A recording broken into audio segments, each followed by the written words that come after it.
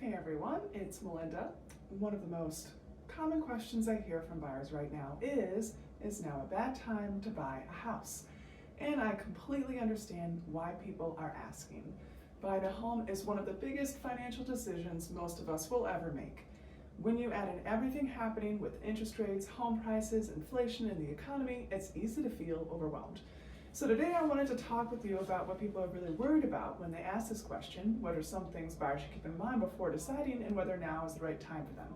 When someone asks, is now a bad time to buy, I don't think they're usually worried about just one thing. Some people are worried about interest rates.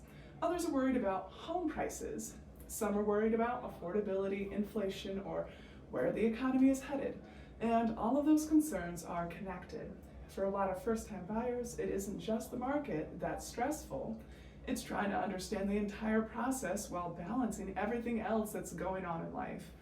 That can feel very overwhelming. So personally, I don't think there is even a perfect time to buy. When interest rates are lower, home prices often go up and competition can become much more intense. When rates are higher, you may have less competition, but you're dealing with those higher rates for a period of time before potentially refinancing. Every market has trade-offs. That's why I think it's important to focus less on finding the perfect market and more on understanding your goals. Because if someone spends years waiting for the perfect market to arrive, they will also have to ask themselves whether that wait was worth it. One thing I always encourage people to do is focus on their own situation before focusing on what everyone else is doing. Buying a home may make sense for one person and not for someone else. Everyone's financial situation is different. Everyone's career is different. Everyone's family situation is different. That's why I think your personal goals matter much more than trying to compare yourself to what other people are doing. A lot of buyers tell me they're waiting for the interest rates to come down.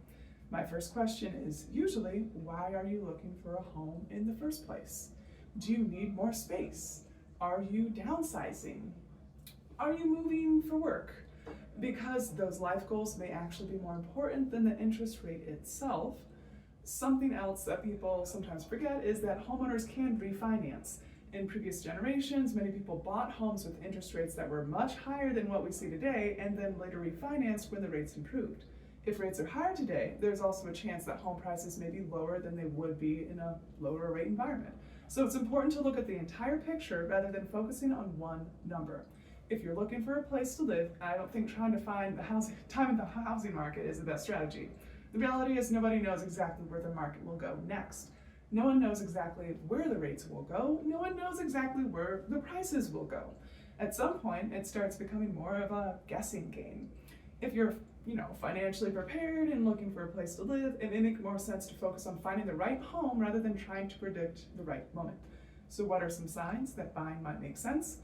I think it starts with stability. If your employment is stable, you have savings set aside, and you expect to stay in the same area for several years, homeownership may be worth considering. Historically, over a longer period of time, real estate has tended to increase in value, and homeownership has been one of the primary ways people build wealth over time. The longer someone waits, the longer they may be missing out on investing in themselves. On the other hand, there are situations where waiting can be the smarter choice. If your employment situation is uncertain, if you're likely to move soon, or if you don't have any savings available for emergencies, closing costs, or unexpected repairs, it may make sense to wait. I never want someone to buy a home and then feel financially stretched thin afterward. That's why I always encourage buyers to speak with a lender early. Even if you're not planning to immediately buy, a lender can help you understand your options and build a strategy. One thing people sometimes forget is that today's buyers have some advantages that they didn't necessarily have a few years ago. After COVID, homes were often selling almost immediately. Buyers faced intense competition. Many were competing against multiple offers, and today, buyers have less competition, more room for negotiation, potential seller concessions, and some more opportunities for inspections. Having time to slow down and make thoughtful decisions can be a huge advantage. I actually tried to buy a home during the very hot market after COVID. I was outbid on the property that I wanted. So looking back, I think waiting until things calmed down was the right decision for me. That experience taught me something very important. I would rather have the time to think carefully about a decision than feel pressured to rush because so many people are competing for the same property. So if a friend asked me, Melinda, is now a bad time, to buy a house? My answer would be no. I actually think buyers today have some opportunities that weren't available a few years ago. The most important question isn't whether the market is perfect. The most important question is whether buying makes sense for your life, your finances, and your goals. If you're not sure, that's okay. Talk to a lender, talk to an agent, learn what your options are. You don't have to commit to anything right away, but gathering information and creating a plan can help you make much more confident decision when the time does come. Thanks again for watching, and I will see you in the next video.